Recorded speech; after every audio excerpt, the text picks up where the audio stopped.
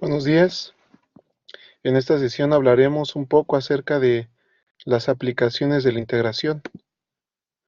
Eh, una de las aplicaciones de la integración cuando tiene límites de integración es el cálculo de áreas. En este caso yo tengo aquí un problema donde se plantea una integral que tiene límites. Los límites pueden estar definidos en el eje X o en el eje Y. Aquí se muestran las dos ecuaciones para calcular el área debajo de una curva. En el ejemplo 1 se muestra una recta que es y igual a menos 2x más 3, la ecuación de una recta pero que es negativa, y se va a evaluar solamente un intervalo. El intervalo es de menos 2 hasta 1. Se plantea la integral del área de f de x de menos 2 a 1. Se plantea la integral de este intervalo y se escribe la ecuación que define la recta. Y se evalúan los límites de menos 2 a 1. Es decir, primero se evalúa el número 1 en la función y de acuerdo al teorema fundamental del cálculo integral, que es f de b menos f de a, se evalúan los límites y se concluye que el área después de sustituir son 12 unidades cuadradas. ¿Qué significa esto? Que es el área que está debajo de esta curva al plantear la integral. Esa es una de las aplicaciones.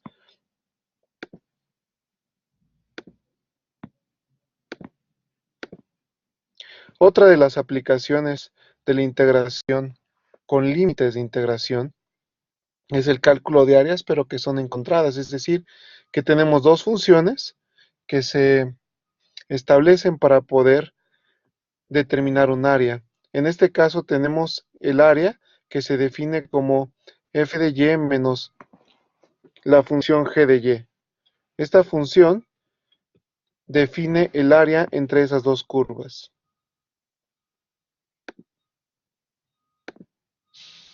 Aquí hay un ejemplo de, de dos curvas. En particular es una parábola y una recta. La parábola es una parábola horizontal que abre hacia la derecha y una recta que cruza como si fuese una secante tocando dos puntos. Y se plantea la integral, se hace una igualación entre las dos ecuaciones y se evalúa en los límites de integración de menos 3 a 2. Al plantear la integral, se establecen las ecuaciones que definen las dos curvas y se hace una recta para obtener el área encontrada. Al determinar la integral y sustituir los valores, se observa que se obtienen 125 sobre 24 unidades cuadradas. Y por último, una de las aplicaciones de, de este tema es el teorema del cambio total. La integral definida puede definir desplazamientos parciales o totales. Y aquí se define una ecuación para definir el desplazamiento de una partícula en un tiempo dado. Se define una ecuación cuando es el cambio total y otra cuando es el cambio parcial. Hay un problema aquí que se dice una partícula se mueve a lo largo de una recta de modo que su velocidad en el instante t es v igual a t cuadrada menos t menos 6. Las medidas son en metros. Se plantea la ecuación tomando el argumento A, donde S4 menos S1 define el tiempo, según la pregunta 1, que la partícula se desplaza de 1 a 4 segundos. Se plantea la integral y se ocupa el límite de 1 a 4 de t cuadrada menos t menos 6 en diferencial de t.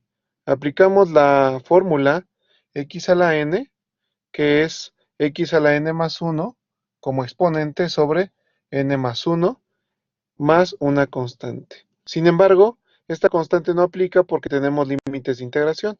Al aplicar los límites de integración a esta ecuación y sustituir, se obtiene que tenemos menos 9 medios. ¿Qué significa esto? Significa que estos 9 medios eh, explican que hay negativo de la, un desplazamiento negativo de la partícula.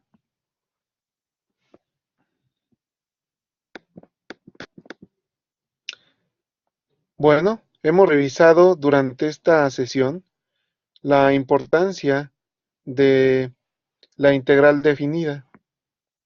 Les invito a revisar más aplicaciones en cuanto a este tema.